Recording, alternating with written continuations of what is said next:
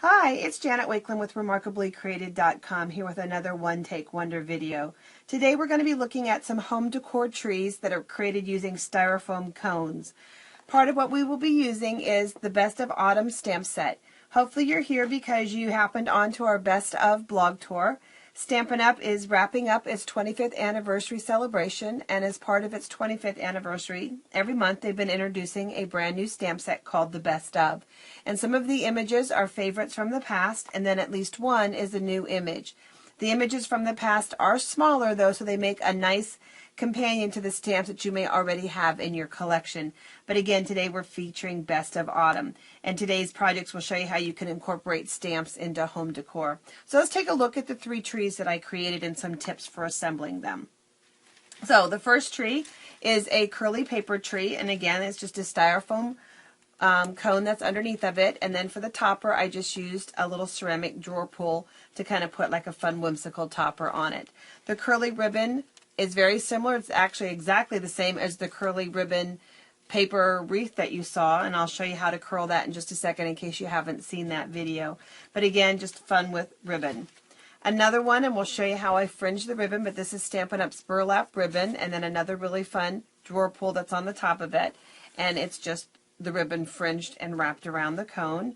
And then the third tree that is part of that series, I went ahead and I sprayed the entire cone with spray adhesive, and then I coated it with our champagne glass glitter.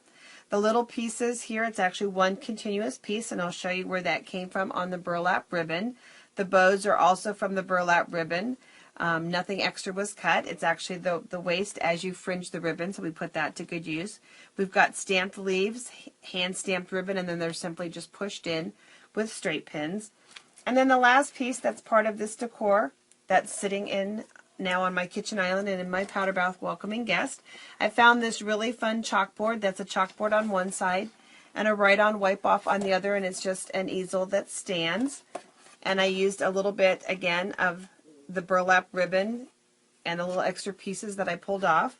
Another piece of the ribbon that I hand stamped with Give Thanks, and then some leaves and a little clothespin, and then down here is another one of the images from the stamps. So let's go ahead, and real quick before I put this one away, as long as it's in my hand, Stampin' Up! Has these new chalk markers which are absolutely wonderful for writing on chalkboards. I like the fine point that is part of it. And so you're able to write on the chalkboards with your chalk marker. So that's there for you.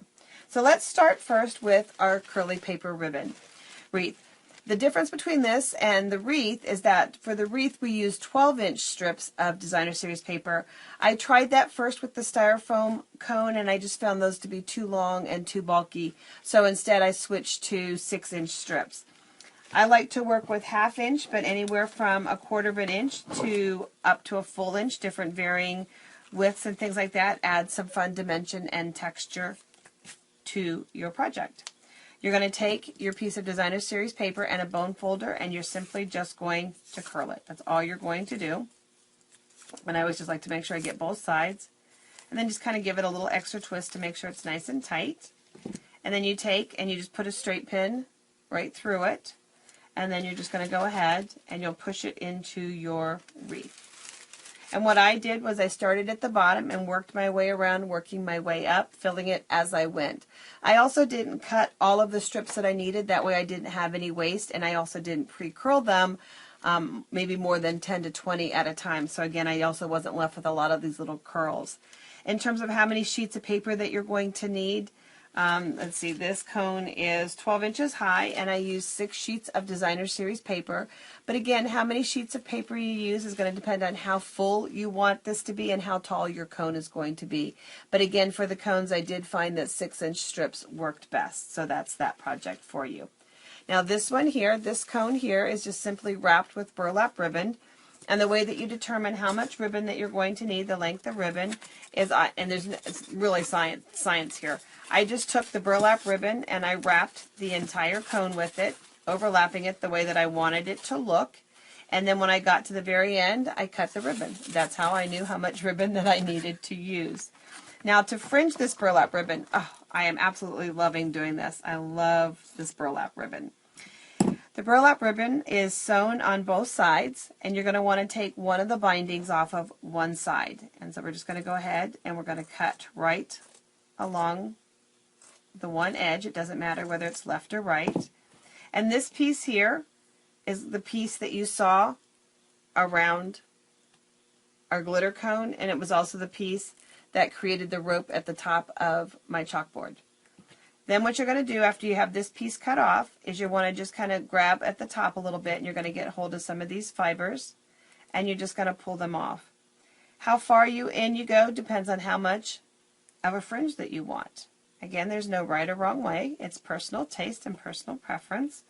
And you're just going to go ahead and you're just going to fringe like that. And you can see again on here the pretty little fringe.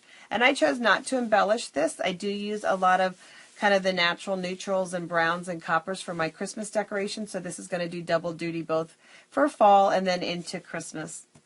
These little pieces here remind me of a crimper tool that girls would use on their hair to kind of get that wavy look. And you're just going to go ahead and you'll make your bow, and that's going to give you a really pretty fun textured piece to have, just like that. Then for the glitter tree, I went ahead and I hand stamped our Naturals ribbon using Early Espresso, and I simply just cut it, and then I just freehand notched. Oops, get the rest of the way out, Jen. Freehand notched this. I kind of puckered it just a little bit. I hand cut some leaves, and then with straight pins, I just pushed them right in. And I chose just to use straight pins because, again, because of the natural burlap and the gold of this, I'll be able to take this into the holidays. And then this one has another really fun doorknob or drawer pull on it as well. And the way that these are put in here are simply, they are just pressed right in. They are not hot glued or anything. Because again, I want to be able to change them for the seasons or the holidays. And I keep all of my drawer pulls in a pretty drawer. So 3 simple, easy projects for you with cones, and then 1 little chalkboard project showing you how easy it is to use just Stampin' Up! Ribbon and stamps for home decor. So I hope you have fun following the rest of the blogs on our blog tour and have fun decorating your home for the holidays. Take care and God bless.